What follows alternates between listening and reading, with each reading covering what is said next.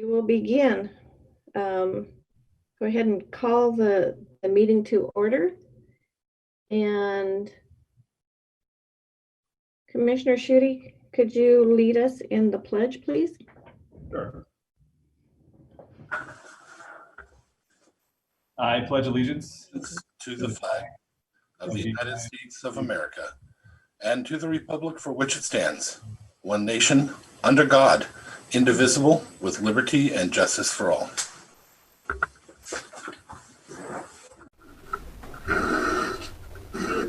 you so much. And ask the clerk to call roll, please. Commissioner District 1, Randy Netherland. I cannot hear here. The audio is picking up. Why is it not picking up? Can you hear it in the commission chambers? Commissioner District 1, Randy Netherland. Commissioner District 1, Randy Netherland. I'm here. Commissioner District 2, Kevin Schutte. Okay. Commissioner District 3, Sharon Trask. And I'm here. All right, thank you. We're going to move on to item number 4, correspondence and organizational business. Ask the clerk to read any correspondence that we may have. The United States Department of the Interior, Bureau of Indian Affairs. I can barely hear you.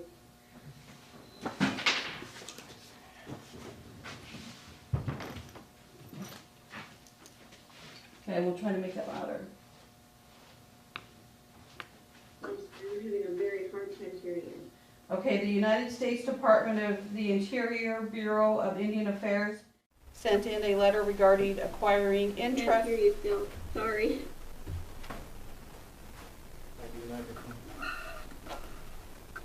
Can you hear me now? Barely.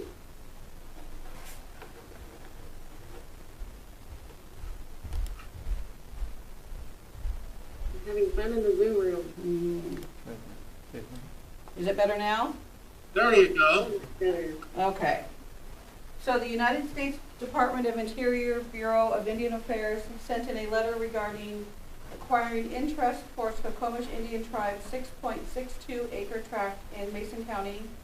The Washington State Liquor and Cannabis Board sent in a liquor license application for home meat service, and a letter was received from the Port of Allen requesting CARES Act funding.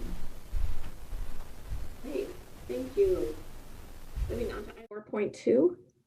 We have a proclamation honoring our public health folks, and I'll go ahead and read that real quick.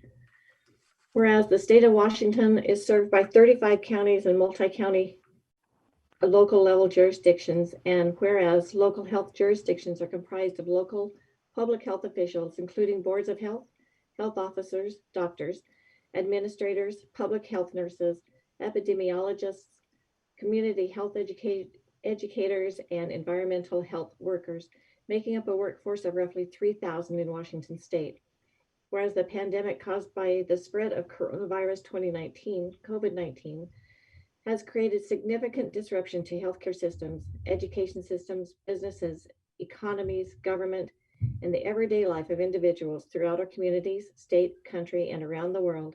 And whereas the spread of COVID-19 poses significant risk to everyone in and all facets of our community. And whereas local public health officials who serve in Washington state's 35 local health jurisdictions are working tirelessly to carefully and effectively ensure COVID-19 is contained, traced, tracked, and treated in a manner to limit the spread of this deadly infection. And whereas local public health officials work to provide crucial data and support for scientists and medical experts working to develop treatments, cures, and vaccines for COVID-19. And whereas local public health officials are the frontline personnel implementing Washington state orders, proclamations, and directives. And whereas the heroic efforts and sacrifices of our local public health officials are deserving of acknowledgement and appreciation. Now therefore be it resolved, the Mason County Commission expresses great appreciation and heartfelt gratitude to our local public health officials for their selfless sacrifices and efforts to combat and respond to the unprecedented challenges facing our communities as a result of COVID-19. Dated this 8th day of September 2020.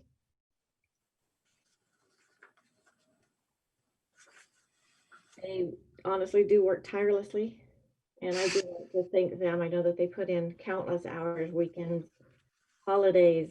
They're very busy during this time, and we truly do appreciate them. All right, let's move on to item 4.3, a news release on the temporary road closure on Trails Road, and ask staff to come forward. Actually turn their camera on and present.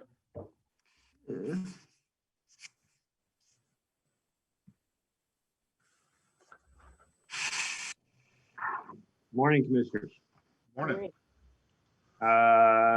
Mason County Public Works is advising motorists of the temporary road closure. The road closure is going to be on Trails Road, be September 10th, and approximately 9 o'clock to 4 o'clock.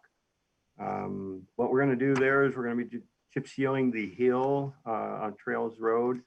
Although the mileposts show 0.00 to 4.4 approximately, which is East Mason Benson Road, we'll have somebody there to have notification for people that are wanting to pass through to be able to detour them around SR3. So the actual work is only going to be on the first half mile of the hill. So basically from SR 106 to the top of the hill. Great. Thank you. Thank you. All right, so now we're moving on to item 5. This is the time we set aside for public comment. We do have one person on here that I'm not recognizing. MMS. Could we have you state who you are? Can you hear me? We can. Can you hear me? Uh-huh. Michael XM staff. Oh, hey, Michael. How are you? Hi. All right. Well, I do see a member of our public. Man, it's been ages since we've seen your face, Tom. Hello. Nice. Hello. So at this time, we're going to ask folks that would like to comment to raise their hand. I'll call on them, and they will have the normal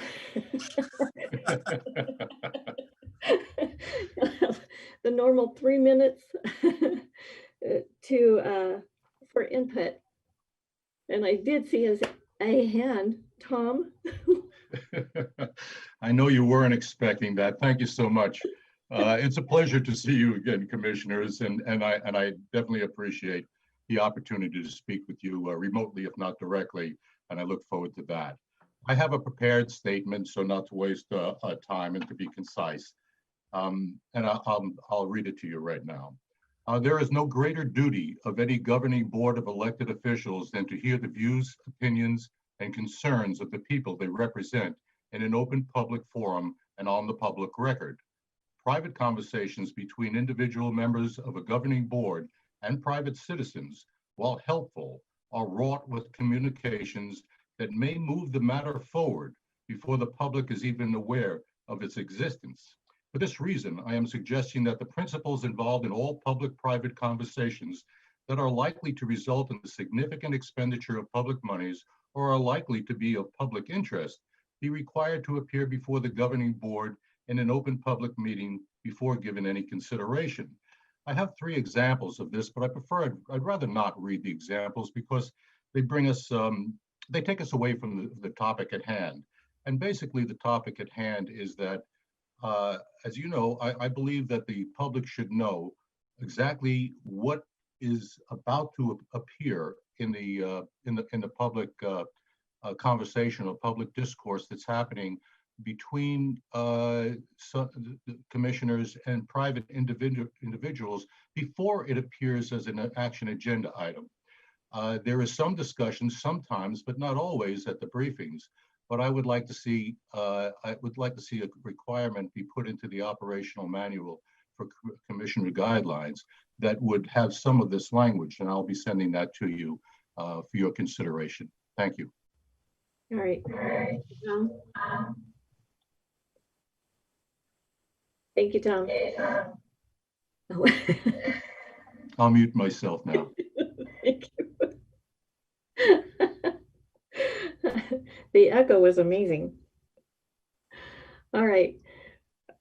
And I don't see that we have any other hands up, and I don't believe that we have received any emails or we have anybody on the phone as well. So let's move on to item number 6, the adoption of the agenda. Madam Chair, I move for adoption of the agenda as presented. I'll second that. We have a motion and a second for adoption of the agenda as presented. All in favor, state aye. Aye. And the agenda is adopted. Moving on to item number 7, approval of minutes. Madam Chair, I move approval of August 25th, 2020's regular meeting minutes. I'll second. We have a motion and a second to approve the August 25th, 2020 regular meeting minutes. All in favor, state aye. Aye. Aye. And the minutes are adopted. Moving on to item number 8, approval of our action agenda. Man, still can't speak. So must be a Tuesday. So commissioners will read through the items. Items can be removed for separate discussion or a vote. I will read item 8.1 through 8.4. Commissioner Netherland, if you could read items 8.5 through 8.9. Commissioner Schutte, if you could read items 8.10 through 8.14.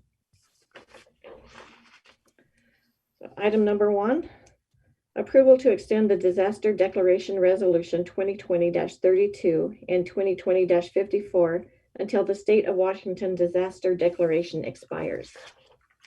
Item 8.2, approval to amend resolution number 81-19, amending change drawers and petty cash for community development. Item 8.3, approval of the resolution for the purchase of a body scanner from Adini Security Systems for the Mason County Jail as a sole source purchase. Item 8.4, approval of an amendment extending the Department of Commerce contract COVID-19 outbreak emergency housing grant number 316-46108-20 from September 30th, 2020 to December 31st, 2020. Madam Chair, item number 8.5 reads approval of the amendment between Pierce County and Mason County for South Sound shellfish recovery, extending the existing contract to December 31st, 2020. Approval of the item number 8.6, approval of the resolution authorizing Public Works to purchase the used 2001 Vactor 2100 from 17 Incorporated as a special market condition purchase in the amount of $65,000. Item number 8.7, approval of the resolution authorizing Public Works to purchase the asphalt floater attachment from Northwest Machinery, CAT, as a sole source purchase in the amount of $19,090.58. Item number 8.8, approval to concur with Thurston County's appointment of Nicolette Oliver to the Timberland Regional Library Board of Trustees for a term ending December 31st, 2026. Item number 8.9, approval to authorize the Superior Court to hire extra non-judicial staff to help part-time as needed for Superior Court administration. Item 8.10, approval to increase the hourly rate for Superior Court and District Court extra help bailiffs from $15 an hour to $17 an hour. Item 8.11, approval to sign Amendment A to the previous grant contract with the Washington Department of Archaeology and Historic Preservation. Item 8.12, approval of warrants and treasurer electronic remittances. Claims Clearing Fund warrant number 807-4194 through 807-4315 in the amount of $378,239.81. Direct deposit fund warrant numbers 70725 through 71117 in the amount of $751,282.52. Salary Clearing Fund warrant numbers is 7005373 through 7005402 in the amount of $523,605.51. Treasurer electronic remittances for August 2020 in the amount of $297,792.89.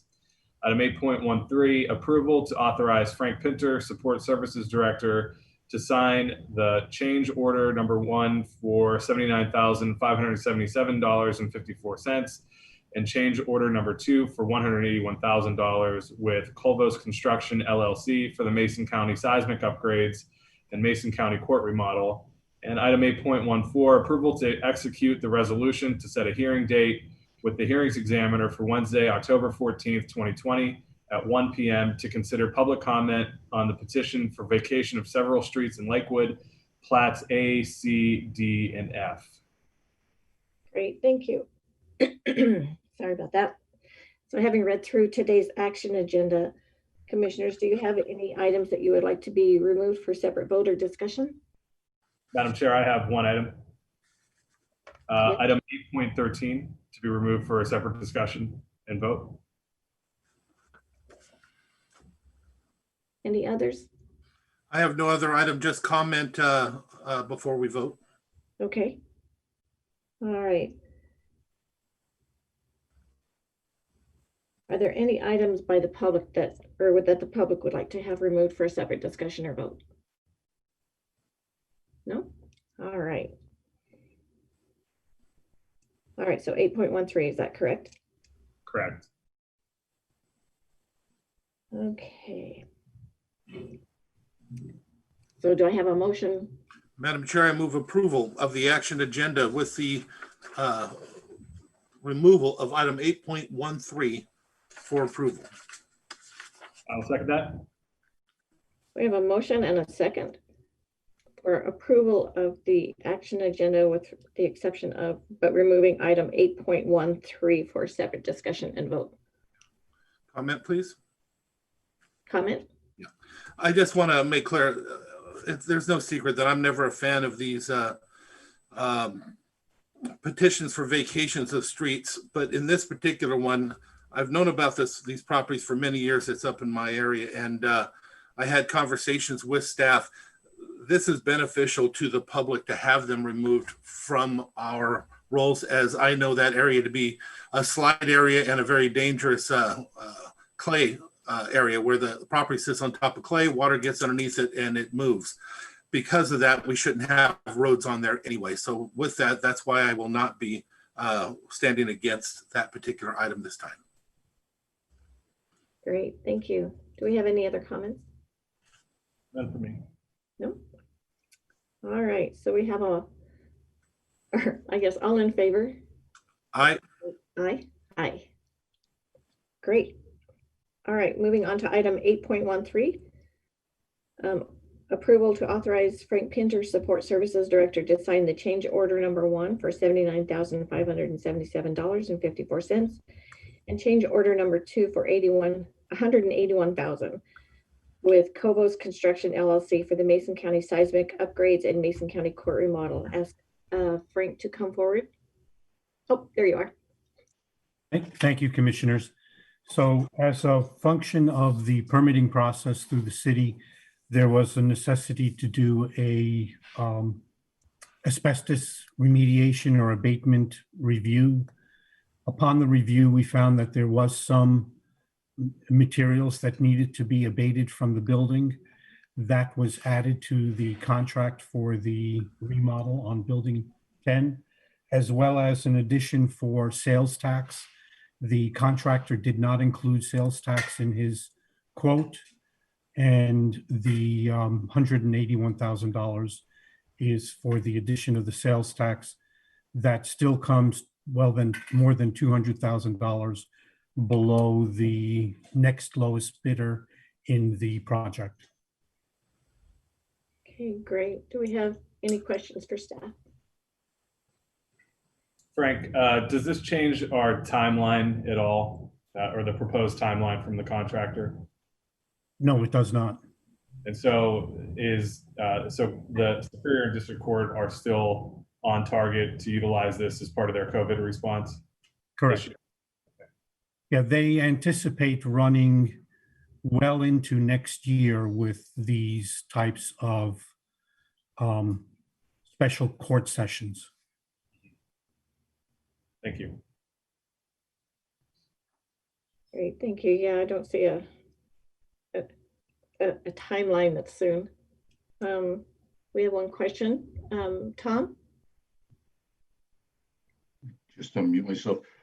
Yes, I actually have a comment to make on this. The one that was obvious comment is that there was going to be asbestos in that building, just relative to the date that it was built. And as you know, Commissioner, your husband is a building inspector, and I'm sure he could have done that right from the doorway, at least not in particular, but him or myself or just about anyone else would have asked, when is the building constructed?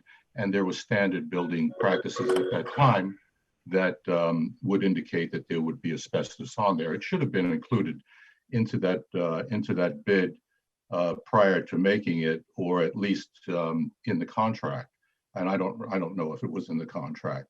The other part of it, $181,000 for the sales tax, is another component that should have been included in the original contract. I don't know if the rest of the bidders did or did not include that, but judging from what Frank had said, apparently it wasn't included in that contract. So the bottom line is we have about a little over $260,000 in additional cost.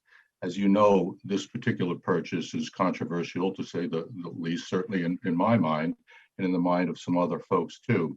So this comes as an unwelcome surprise. There is, however, I realized in being in construction and some development myself, that these things occur.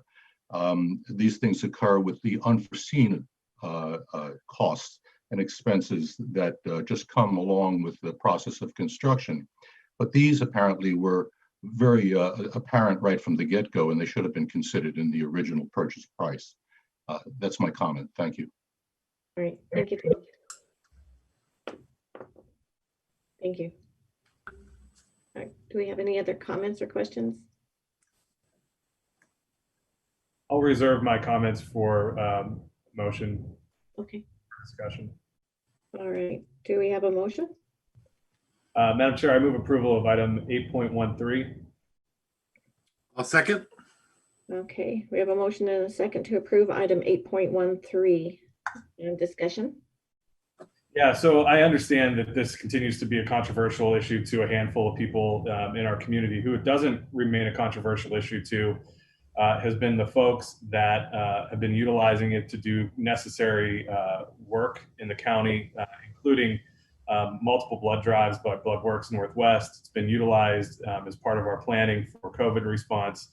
And now, we had intended to use this as a court space, and that has been accelerated as well by COVID, with Superior and District Court now needing it. I would hate to have seen the position our county would have been in this year without this building, without this necessary move by the county to modernize our criminal justice facilities. And so I understand that this will continue to be an issue that is controversial to a few.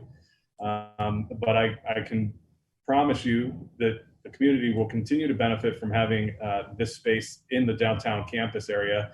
And I would just encourage folks to continue to talk to our court system, who is going to greatly benefit from this, with potential jurors who don't want to be put into very small rooms in the middle of a pandemic. And so having the necessary space to conduct jury trials, which is a constitutional right that we're all afforded, I think is worth the investment.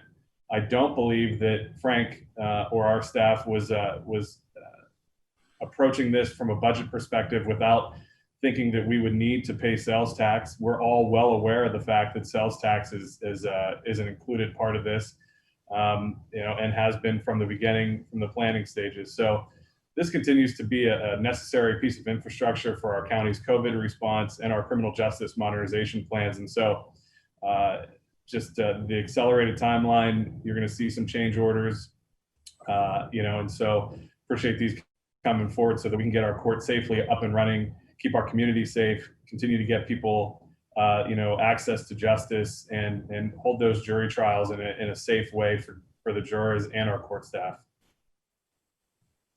Great, thank you. Any other comments? Madam Chair, I understand that some people, as was explained, do not like this, but we have to look at this from a little different perspective than others. We absolutely, as a commission, know and knew that we have to do something for the expansion of our court system. It's not an option. The only thing that's questionable is how to do it. If we were to try to do a standalone building, I know people didn't want to hear in the town somewhere else, the cost would be incredibly huge. We looked at different options in the past and the amount that it would cost compared to what we're able to do. Not to mention the ability and the savings that occur by being right by the other courthouse and being able to be right by the jail because of moving of the people. With all that being said, its location and the savings, I don't know how we could have turned away from that opportunity.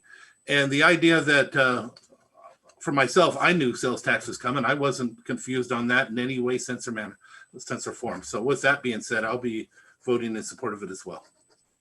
Great, thank you for that.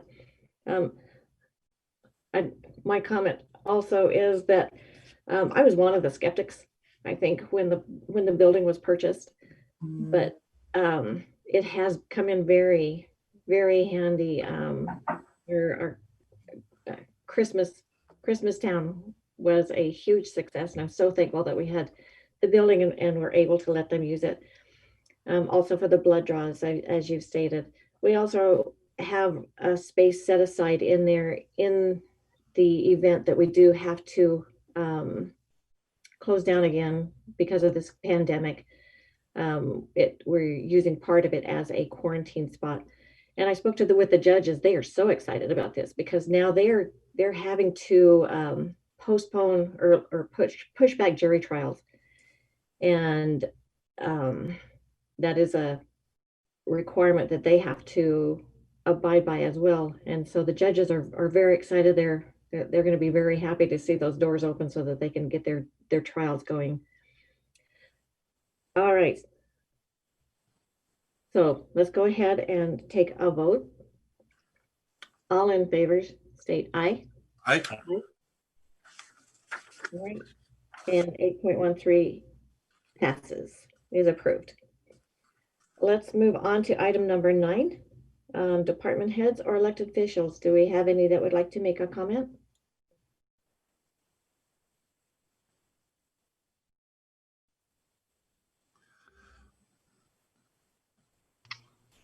Good morning, Treasurer. Or good morning, it's the County Treasurer.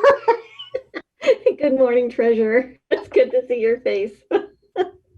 I just wanted to give an update as to how the offices, the assessor, auditor, and treasurer are working with the new kiosk downstairs. It continues to be a learning curve for the public.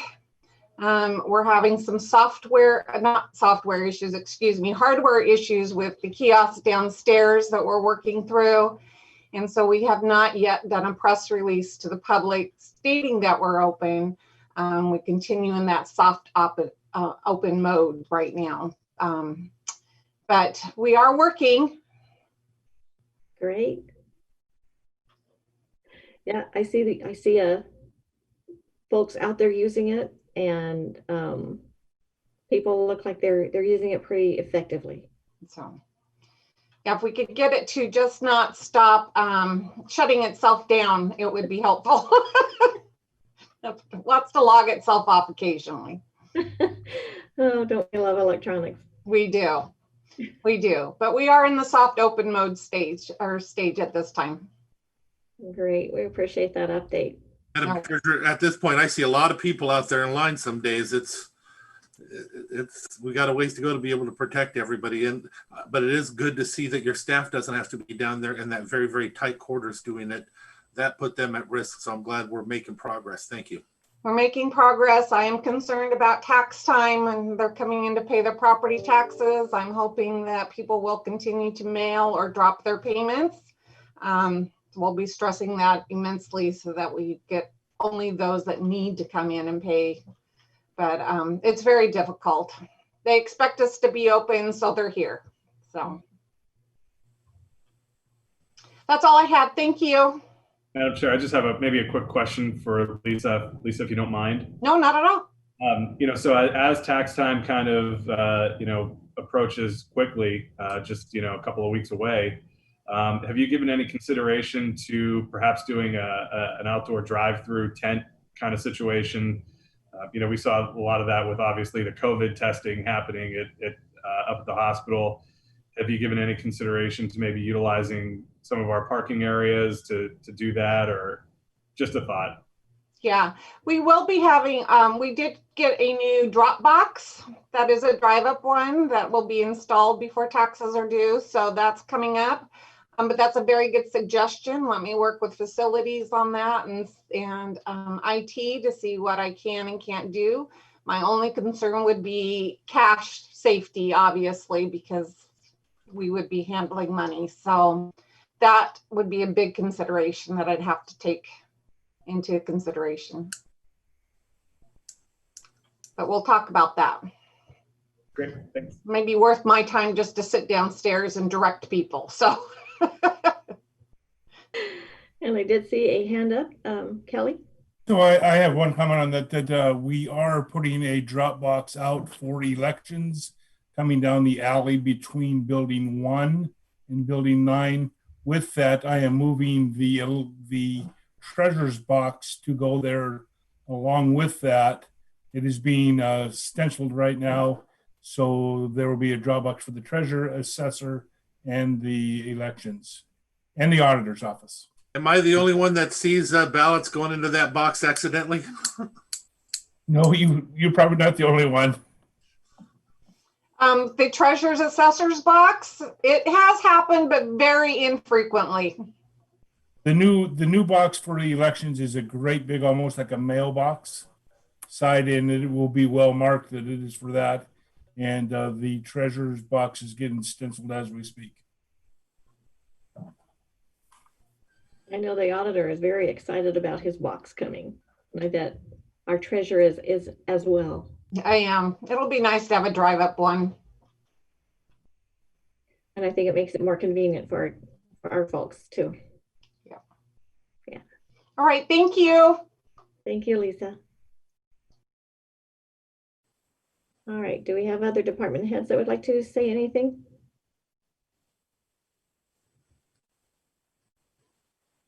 No. All right. Let's move on to item number 10. We have no public hearings at this time. So let's move on to item number 11, board reports and calendar. Ask Commissioner Schutte to go first, Commissioner Netherland, and then myself. Yeah, very good. Thank you, Madam Chair. Tomorrow I have the opioid stakeholders meeting. Later this week, I have a RIA 14 watershed restoration meeting, as well as a call with Ginny Durick from the Army Corps of Engineers to discuss continue discussing the Skokomish watershed project, as well as a update with National Park Service and National Forest Service on the ongoing closures of Lake Cushman and Staircase. Back for briefings on Monday. Great, thank you. Madam Chair, I had my WIRA 15 meeting, and boy, it's getting harder and harder. This one now, we're up to 5-hour meetings on that one, with another meeting from transit around there too. With that, I also had a left board meeting. I met with our road staff. Man, I got to give them props. We have some issues out in the North Mason area, out in to Belfort, Tahuya, and Effendall Pass Road. There's been several accidents.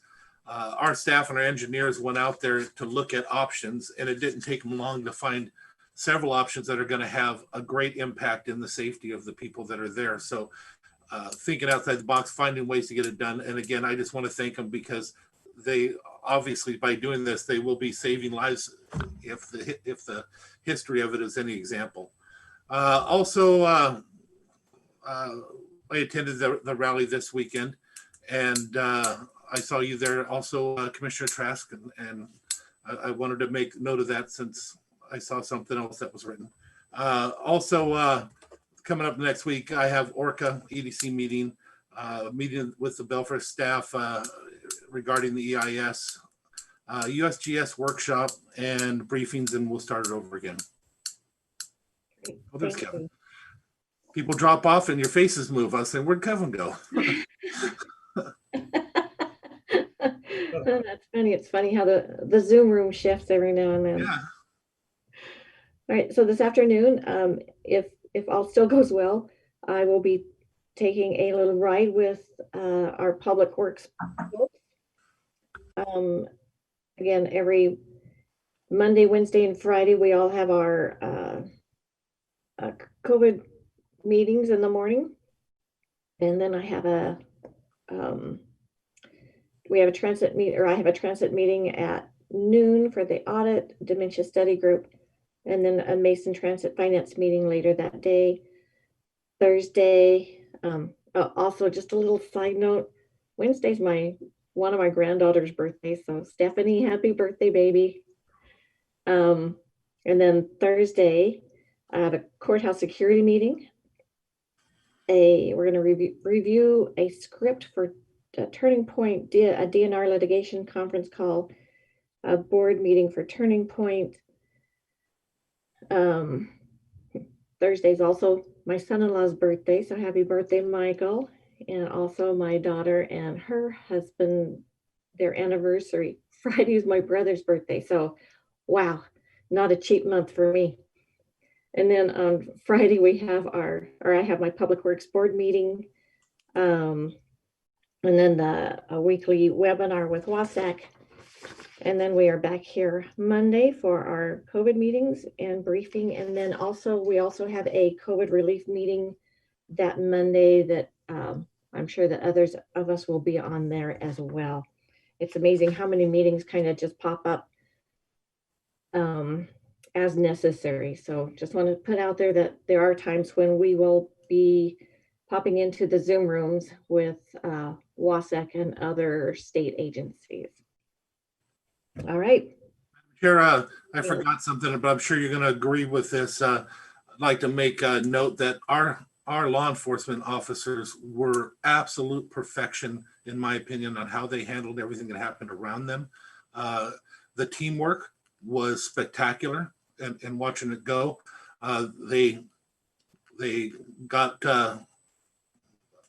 They got louder and aggressive when absolutely necessary. Other than that, they were able to do things in a very passive and gentle manner. And I just wanted to point out that I was very, very thankful and very, very proud of them. As for our community, I sure wish it would have been a lot kinder, but what could we expect? I'm just tickled to death that nobody got hurt, nothing got smashed, and we actually, as a community, made it through that. But with all that being said, it's still the greatest place in the world to live. And these people, when they're not fighting with each other, do love each other. And I hope we get back to that soon. I would have to agree. I went to I attended the EOC meeting, the briefing that morning, and was there until very, very late. And, we have a lot of passion in our town, but it's great to see how we also have a lot of teamwork, a lot of people that love our community. And it was quite the event. And I do appreciate everybody that was there on both sides. We have a lot of division in our nation. And my heart breaks to see some of the things that happen. So on that note, moving on to item number 12. Madam Chair, I move for adjournment. We are adjourned. Thank you, everybody, for attending. Be safe. Bye, Tom.